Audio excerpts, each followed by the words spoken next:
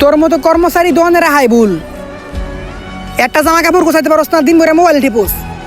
আচ্ছা ঠিক আছে, গুছাইতাছি। ভাই আমার একটা ভালো কোয়ালিটির গেঞ্জি দেন তো। ও ভাই, ভালো কোয়ালিটির গেঞ্জি? এই নেন ভাই, এই গেঞ্জিটা আপনার সুন্দর মানাইবো।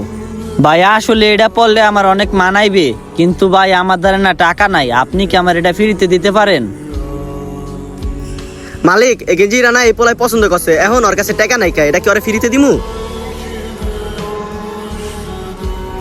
ফ্রি তো গেঞ্জি চাইতেছে, আর কি ফ্রিতে গেঞ্জি দিয়ে দিবি? ব্যবসায় কি লালবাতি জ্বালাইতে চাস বেড়া?